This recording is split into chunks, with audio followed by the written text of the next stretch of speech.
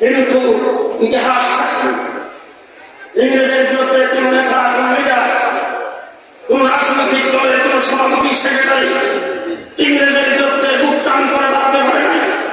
ইংরেজের বিরুদ্ধে একটা শব্দ উচ্চারণ করতে পারে না। ইংরেজের বিরুদ্ধে সর্বপ্রথম লড়াইয়ের ঘোষণা যদি দিয়ে থাকে একজন মৌলবী দিয়েছেন, তার নাম আব্দুল আজিজ মুহাদ্দিস।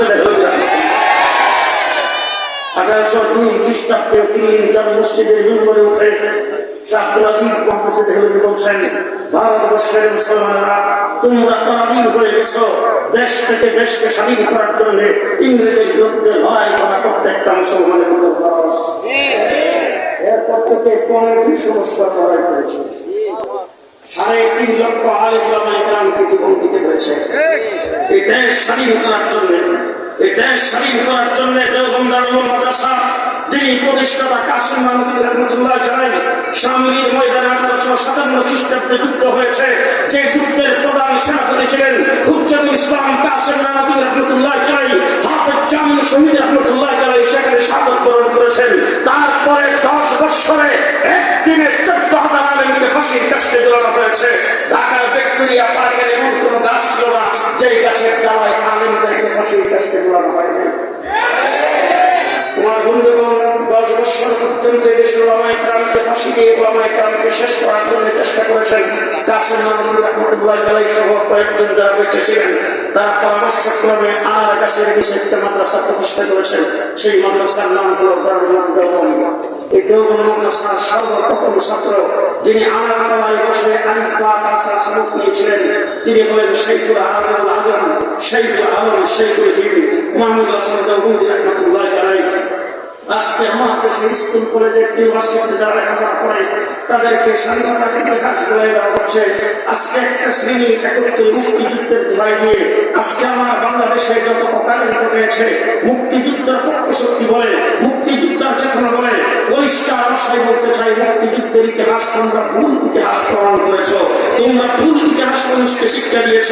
দেশের স্বাধীনতার ইতিহাস যদি রচনা করতে চাও কাসেম নানভী রাহমাতুল্লাহ আলাইহি বাদ দিয়ে এই দেশের স্বাধীনতার ইতিহাস রচনা হবে না। মুহাম্মদ হাসান দেওবন্দি দেশ বিরোধী আন্দোলনকে বাদ দিয়ে এদেশের স্বাধীনতার ইতিহাস রচনা যদি দুর্বৃত্তি করতে চায় সে ডাক্তার হবে, মুনাফিক হবে, দেশদ্রোহী হবে। মুহাম্মদ হাসান দেওবন্দি রাহমাতুল্লাহ আলাইহি যদি দেশ বিরোধী আন্দোলন না করতেন, মালটার জেলখানার ভিতরে যদি 4 বছর বন্দী সবাই না থাকতেন, প্রত্যেকটি তোমাকে জেলখানার ঘুম থেকে বের করে দেওয়া হতো, লোহার শীত গরম করে তার পিঠে আর কবরের মধ্যে লাগানো হতো।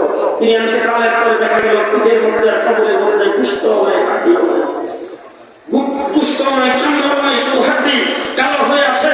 চিৎকার করে যারা প্রশ্ন করাই দিয়েছিল তারা বের হয়ে আসছেন। হুসাইন আহমদ বাদারি বলেছেন আমার শেখকে প্রত্যেক দিন ইংরেজরা রুম থেকে বের করে নিয়ে যেতেন আর লোহার শীত গরম করে তার পিঠে আর কবরের মধ্যে লাগানো হতো। তিনি বেহুশ হয়ে যেতেন। হুশ হওয়ার পরে ইংরেজটাকে বলতেন ইংরেজের বিরুদ্ধে যে যুদ্ধের ঘোষণা দিয়েছ সেটা উত্তর করো। তিনি বলতেন ওদের নির্যাতনের ছড়ি দিয়ে ইন্তেকাল করি, মৃত্যুর মুখে যায় বলবো ইংরেজের বিরুদ্ধে যুদ্ধ করা খরচ। সেই হুসাইন আহমদ বাদারি তার সাথে সুযুক্ত সাকিব হুসাইন আহমদ বাদারি ইতিহাস আপনাদের জানা আছে। দেশের স্বাধীনতার জন্য লাহোরের কোর্টে ওনার বিরুদ্ধে কেস হয়েছে। সে লাহোরের কোর্টে ওনাকে হাজির করা হয়েছে। কোর্টে কাঠগড়ায় তিনি দাঁড়িয়েছেন। বিচারক তাকে জিজ্ঞেস করেছেন আপনার নাম হুসাইন আহমদ বাদারি, আপনার বিরুদ্ধে অভিযোগ হলো আপনি নাকি ফতোয়া দিয়েছেন ইংরেজের মিলিটারিতে ভর্তি হওয়া মুসলমানদের জন্য হারাম। হুসাইন আহমদ বাদারি কাঠগড়ায় দাঁড়িয়ে তাকে বলতেছেন ফতোয়া আগেও দিয়েছি এখনো দিচ্ছি, সম্মান দেব। মাদ্রাসার ছাত্ররা আলোচনা সবাই হুজুরদেরকে সম্বোধন করার সেই সমাজ নাই। আমরা খারাপ খুব ভালো করে শুনে রাখতে হবে। হুসাইন আহমদ বাদারি যখন এই কথা বলছেন তখন মোহাম্মদ আলী জওহা লাফ দিয়ে ওনার পায়ে করে বলছেন হযরত ये अदालत है, मुसलमान पर तुरा हुक्म कीजिए, तुरा गलती से बात करे। हुजूर एक अदालत लेकिन अपने को नरम করে কথা বলেন। হুসাইন আহমদ বাদারি মোহাম্মদ আলী জওহারকে ধাক্কা দিয়ে ছড়াই দিয়ে বলছেন এই মোহাম্মদ আলী জওহার আজকে ইংরেজের কাঠগড়ায় দাঁড়ায়া যদি তার বিচারকের ভয়ে চলি আমি এই জায়গায় ফতোয়া পরিবর্তন করি, বিদ্যুৎ ধর্মী কোনো কথা বলি, হাসরের ময়দানে আল্লাহ দরবারে দাঁড়ানো যাবে না। মুহাম্মদুর রাসূলুল্লাহ সাল্লাল্লাহু আলাইহি ওয়াসাল্লামের কান্দার শহীদ করা দিনের পরিবর্তন হবে। এই কথা যখন হুজুর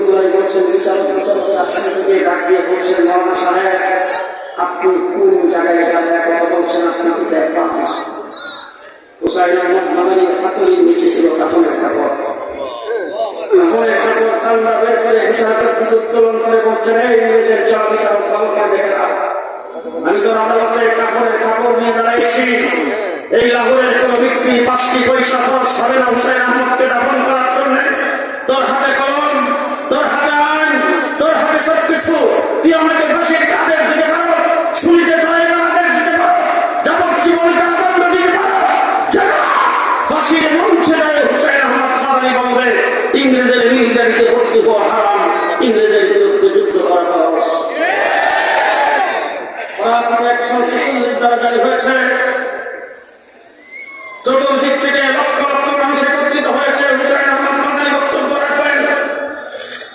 ইংরেজ সেখানে 144 দ্বারা জারি করেছেন, এই মাহফিল চলবে না, এই সমাবেশ করতে দেওয়া হবে না। ঘোষণা করছেন, আজকের সমাবেশ যদি কেউ করতে চায়, সমাবেশের তিনি সভাপতিত্ব করবেন, যিনি সমাবেশ পরিচালনা করবেন, দেখা মাত্রই তাকে গুলি করা হবে। হুসাইন আহমদ মাদানি লোকজনকে ফাঁক করে লাফিয়ে স্টেজে উঠছেন। উইটার সামনে দাঁড়ায় সফিয়ার বোতাম খুলে দিয়ে, বুকের বোতাম খুলে দিয়ে, বুক টান করে দাঁড়ায় বলছেন, আজকের সমাবেশে আমি পরিচালক, আমি সভাপতি। ওলামায়ে কেরাম চতুর্দিক থেকে পুলিশ ছুটতে শুরু করেছেন, একটা মিলিয়ন দাঁড়ায়। আজকে এদের নাম দিয়েছে মুজিব। পরিষ্কার ভাষায় বলতে চায়, হুসাইন আহমদ মাদানি করাচির সেই বক্তব্যে বুতাম খুলে দিয়ে বুক টান করে দাঁড়িয়ে পর থেকে উলামায়ে কেরামের কোণের বুতাম লাগাই না, করে আছে সব বুতাম খোলা।